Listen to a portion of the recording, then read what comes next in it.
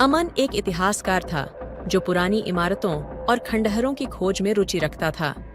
एक दिन उसे एक अजीबोगरीब निमंत्रण मिला। उस पत्र में लिखा था, प्रिय अमन, तुम्हारे जैसे इतिहासकार के लिए यह संदेश अत्यंत महत्वपूर्ण है।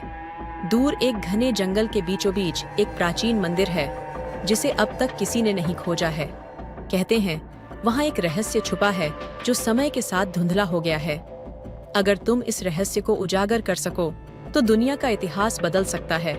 लेकिन ध्यान रखना, इस यात्रा में कई खतरों का सामना करना पड़ेगा। पत्र के अंत में एक नक्शा भी था जो जंगल का रास्ता दिखा रहा था। अमन का मन इस रहस्यमयी चुनौती को स्वीकारने के लिए लालायित हो उठा। उसने तुरंत अपनी तैयारी शुरू की और अगले ही दिन यात्रा पर निकल पड़ा। जंगल का रास्ता कठिन और खतरों से भरा हुआ था। जैसे जैसे अमन जंगल के भीतर घुसता गया, पेड़ों का घना आवरण और अधिक डरावना होता गया। पक्षियों की आवाजें और जानवरों की हलचल उसकी हर हरकत को मानो देख रही थीं। अमन ने नक्शे की मदद से मंदिर की ओर बढ़ना जारी रखा। दिन ढल चुका था और अब उसे रात में यात्रा करनी थी। अचानक उसने कुछ दूरी पर एक अजीब सी रोशनी देखी। वह धीरे धीरे उस दिशा में बढ़ा और पाया कि वह एक खंडहर नुमा गांव के पास आ पहुंचा था। गांव का माहौल भयावह था। घरों के दरवाजे टूटे हुए थे और चारों ओर केवल सन्नाटा पसरा हुआ था। अमन ने गांव के भीतर प्रवेश किया।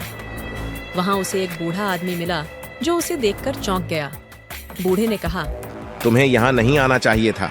इस जगह पर अब कोई नहीं आता और जो भी आता है वह कभी वापस नहीं लौटता। अमन ने बूढ़े से मंदिर के बारे में पूछा, लेकिन बूढ़े ने कुछ भी बताने से इनकार कर दिया। उसने केवल इतना कहा, तुम्हें यहाँ से चले जाना चाहिए इससे पहले कि बहुत देर हो जाए। अमन ने बूढ़े की बातों को अनसुना कर दिया और आगे बढ़ता गया। अगले दिन वह आखिरकार उस प्राचीन मंदिर के पास पहुंचा जिसके बारे में पत्र में लिखा था।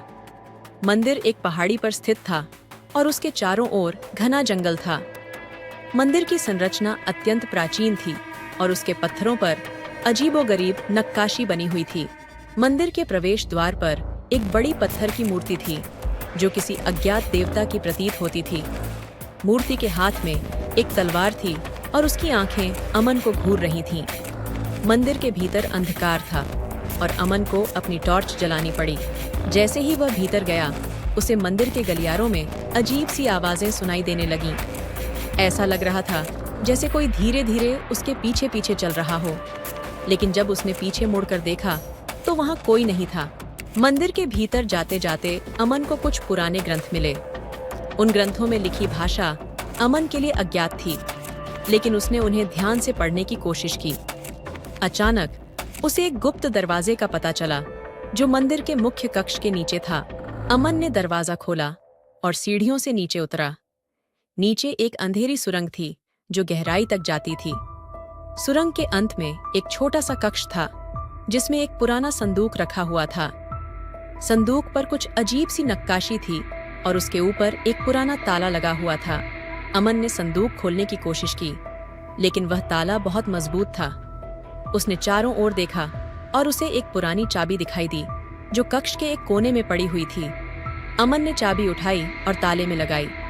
ताला खुल गया और उसने संदूक को धीरे से खोला। संदूक के भीतर एक पुरानी किताब थी। किताब के पन्ने पीले पड़ चुके थे और उस पर धूल जमी हुई थी। अमन ने धीरे धीरे किताब को उठाया और उसके पन्ने पलटे। किताब में लिखी गई सामग्री ने उसे चौंका दिया। किताब में लिखा था कि यह मंदिर एक प्राचीन राजा का था जिसने अपने राज्य की रक्षा के लिए अज्ञात शक्तियों के साथ एक समझौता किया था। इस समझौते के बदले में राजा ने अपनी आत्मा को उस शक्ति के अधीन कर दिया था। उसी दिन से मंदिर को शापित मान लिया गया और वहां कोई नहीं गया। अमन ने किताब को बंद किया और अचानक उसे महसूस हुआ कि कक्ष में कुछ अजीब हो रहा है। दीवारों पर नक्काशी जीवंत हो गई और मूर्तियां धीरे धीरे हिलने लगीं।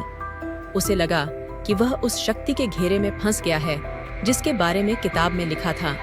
अमन ने तुरंत वहां से भागने का फैसला किया। उसने किताब को छोड़ दिया और तेजी से सीढ़ियां चढ़कर बाहर निकला।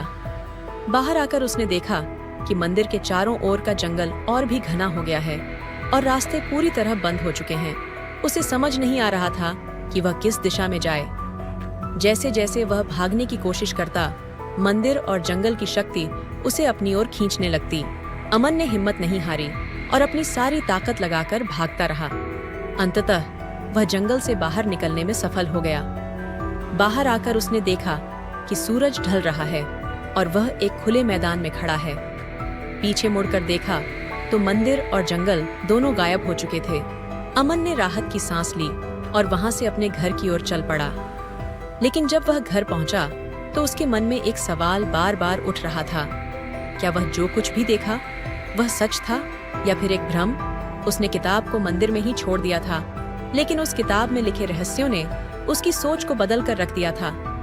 उसने तय किया कि वह इस रहस्य को कभी उजागर नहीं करेगा, क्योंकि कुछ रहस्य अनसुलझे ही अच्छे होते हैं।